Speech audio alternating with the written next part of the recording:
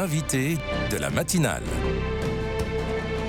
KTO Radio. Le tribunal de Dax en Nouvelle-Aquitaine a jugé et condamné fin octobre 4 hommes pour vol et recel d'objets liturgiques survenus dans plus de 40 églises du sud-ouest. Fin décembre, une affaire similaire a été jugée à Laon, dans les Hauts-de-France, pour vol et recel dans plus de 30 églises cette fois-ci. Deux affaires qui interrogent sur la protection de nos églises et des biens artistiques, mobiliers et liturgiques qu'elles abritent. Une fois volés, alors comment retrouver ces objets? C'est la mission de notre invité, le colonel Jean-Baptiste Félicité. Bonjour. Bonjour Maxence.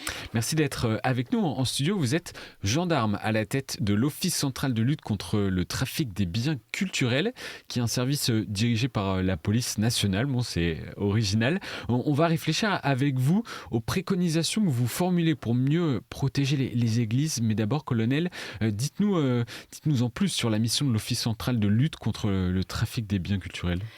Donc, je suis effectivement à la tête d'un office qui est rattaché à la Direction nationale de la police judiciaire. Il compte des enquêteurs de la police et de la gendarmerie. C'est un officier de gendarmerie qui est à la tête depuis 2003.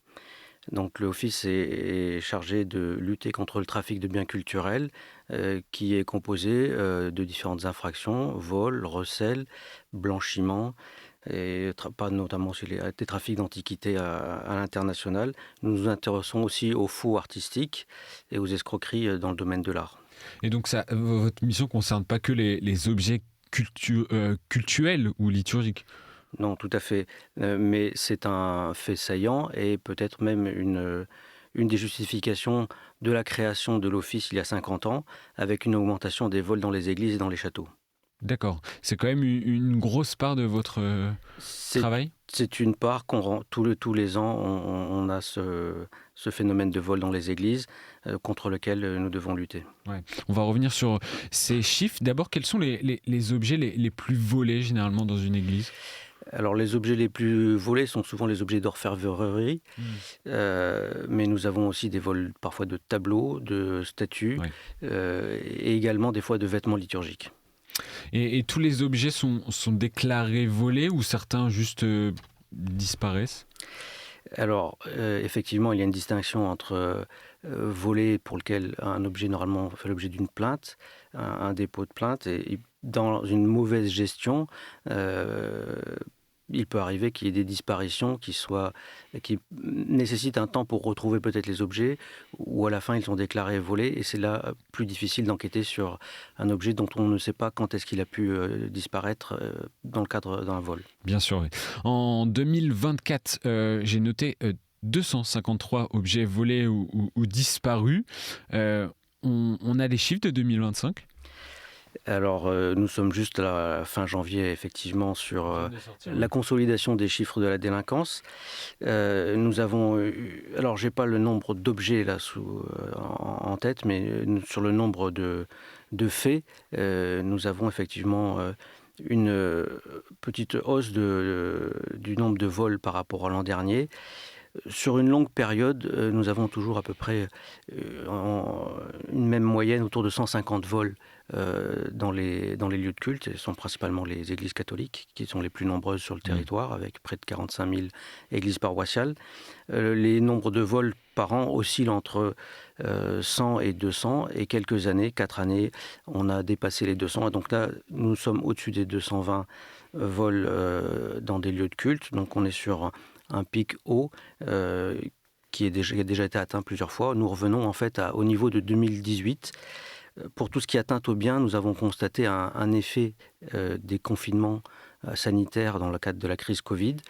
Et ça a fait chuter le nombre de vols dans les cambriolages, mais aussi dans les églises. Donc toutes les atteintes aux biens ont été atteintes. Et donc on connaît dans les statistiques un creux. Et on a retrouvé le niveau avant Covid en cette année.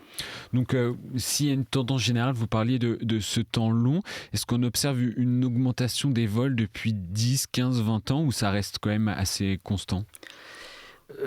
Ça reste relativement constant, puisque je vous dis voilà, qu'on a cette oscillation entre 100 et 200 faits.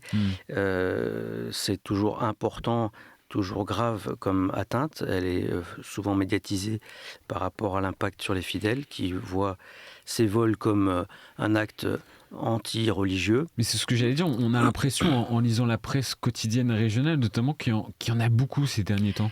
Alors, cet été notamment, il y a eu un fort écho médiatique. Peut-être que la fenêtre médiatique pendant l'été est aussi plus propice Ouais. à développer ces sujets. Et on a pu voir effectivement des prêtres faire état de profanation. Moi, mon office est centré sur la lutte contre le trafic de biens culturels. Donc nous enquêtons sur les vols de ces biens culturels, j'en ai mentionné quelques exemples. La motivation dans les enquêtes que nous menons est souvent centrée sur l'esprit du lucre et pas forcément sur des actes antichrétiens. Mais mon office n'est pas chargé de faire le suivi des actes anti-religieux qui peuvent concerner la religion catholique comme les autres lieux de culte, notamment par des dégradations, des incendies. Tout cela, ça n'est pas mon contentieux, donc je ne peux pas vous détailler ces éléments. Sur Internet, on peut trouver des objets liturgiques ou destinés aux églises sur des sites de vente aux enchères, par exemple. Qui sont les personnes qui sont intéressées par ce type d'objet? Moi, je me posais vraiment la question. Alors effectivement, il y a des sites de vente en ligne, pas forcément tournés simplement sur le territoire national, mais on a relativement un marché au niveau européen ou international. Alors il y a certainement des collectionneurs, puisque des objets liturgiques peuvent être anciens. Là aussi, les évolutions liturgiques ont pu occasionner un certain renouvellement des objets liturgiques. Par contre, dans les affaires que vous avez citées, pour une partie, les objets liturgiques étaient volés pour l'appât d'un gain rapide par rapport au prix du métal. Les métaux précieux ont connu une hausse très forte. Le prix de l'or est relativement souvent médiatisé. Donc ils sont fondus, en fait, tout simplement. Et dans les affaires que vous avez citées, une partie a été revendue à des boutiques de rachat de métaux précieux. Ah oui, d'accord. Ouais. Comment vous arrivez, colonel, à retrouver et à récupérer ces objets? Comment ça se passe pendant ces enquêtes? Comment vous opérez? Alors, l'Office, tout d'abord, anime un plan de veille sur les vols d'église, c'est-à-dire que tout au long de l'année, nous suivons les différents vols et nous remarquons les concentrations de vols dans une zone. C'est-à-dire que le phénomène avec 45 000 églises paroissiales sur le territoire national est quelque chose de très diffus. Néanmoins, cet été, je suis arrivé à l'Office cet été, j'ai pu constater l'augmentation des faits dans le sud-ouest et dans les Hauts-de-France, et nous nous sommes mis en relation avec les départements concernés pour les aider à rapprocher les faits. Les objets volés font l'objet d'une plainte avec généralement on demande aussi une photo, si l'inventaire est bien fait, nous les avons, et nous pourrons les mettre dans un fichier dédié aux objets d'art volés, donc la base Trema, qui est un thésaurus qui nous permet de faire une recherche d'images et d'identifier précisément les objets que nous pouvons retrouver soit sur des ventes en ligne, mais également dans des perquisitions. Ce travail de rapprochement, l'engagement dans ces deux enquêtes des unités de gendarmerie a permis d'avoir des enquêtes de police assez classiques, avec des filatures, avec de la police technique et scientifique, avec l'identification d'ADN ou d'empreintes digitales, et de là pouvoir identifier les auteurs, les interpeller et dans les perquisitions retrouver une partie des objets volés. Est-ce qu'on retrouve la plupart des objets volés souvent, ou malheureusement c'est dur de remettre la main dessus?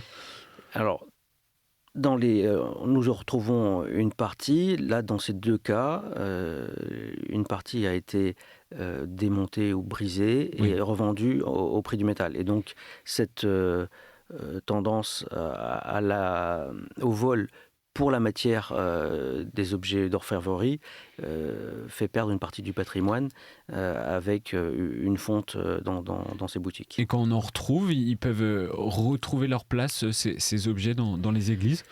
Oui, alors on a quelques cas de belles... Donc sur les affaires que vous avez citées, de nombreux objets ont été saisis en perquisition.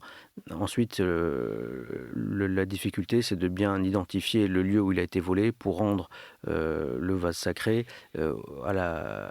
au bon affectataire, à la bonne paroisse. Et nous avons, même à l'international, des retours d'objets particuliers, comme j'ai en tête le reliquaire du précieux sang de l'abbatiale de Fécamp, qui avait été volé en 2022, donc 2023, et rendu dans l'année suivante.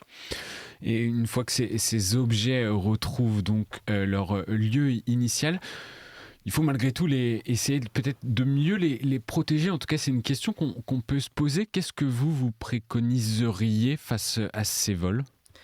Alors, pour retrouver les objets, déjà la base, c'est effectivement de bien les inventorier, les photographier, repérer les endroits où ils sont rangés, si c'est dans une sacristie, dans un trésor. Il y a un travail d'accompagnement qui est fait avec les directions régionales des affaires culturelles, et notamment la conservation des antiquités et objets d'art. Il existe des guides. Ensuite, sur les lieux de culte, il y a effectivement une analyse complète peut-être à mener sur les fermetures, sur les serrures, sur les systèmes éventuels d'alarme, éventuellement de vidéoprotection à l'extérieur ou à l'intérieur. Qui ne sont pas systématiques. Qui ne sont pas systématiques, mais donc dans ces nombreuses églises paroissiales, certaines peuvent être isolées. Là aussi, il est nécessaire d'avoir du bon sens, de juger dans quelle mesure ils peuvent rester ouverts ou il faut régulièrement le fermer. Des églises, certes, elles sont souvent ouvertes pour les fidèles, pour les touristes, pour les pèlerins. Je pense par exemple sur le long du chemin de Saint-Jacques-de-Compostelle. Mais une présence et une surveillance attentive par des riverains, les églises sont sous la gestion des communes et donc les référents doivent pouvoir organiser cette sécurité. Les forces de l'ordre sont aussi en appui avec des référents sûreté. Dans chaque département, la police et la gendarmerie comptent des personnes spécialement formées à la prévention technique de la malveillance et qui peuvent appuyer cette étude sur les vulnérabilités et proposer les mesures de gestion ou les mesures techniques qui peuvent être mises en place pour améliorer la sécurité. Et après, les églises, vous l'avez dit, catholiques, l'Église catholique rappelle que sa volonté que les lieux de culte restent malgré tout ouverts à tous, donc il faut vous inviter à davantage les fermer, de fermer les portes, mais comment faire pour sécuriser sans forcément entraver ce principe d'accueil ? Alors, pour les ouvrir, le mieux est qu'il y ait une présence, effectivement. Et là aussi, la présence des fidèles peut être déjà aussi une dissuasion. Il y a aussi des conseils, des fois, qui peuvent être relatifs à l'ouverture des portes en grand, qui permettent des fois aussi, il y a des besoins d'aération par rapport aux questions d'humidité.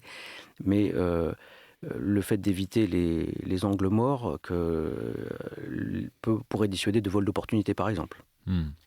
Eh bien, on va continuer à suivre ces chiffres, donc, mais ce qui est intéressant à mentionner, c'est qu'il n'y a pas forcément une tendance à l'augmentation de ces vols dans les églises. Merci, colonel Jean-Baptiste Félicité, d'être passé dans nos studios ce matin pour faire le point et pour questionner donc la protection de nos églises face à ces vols. Merci à vous. Merci.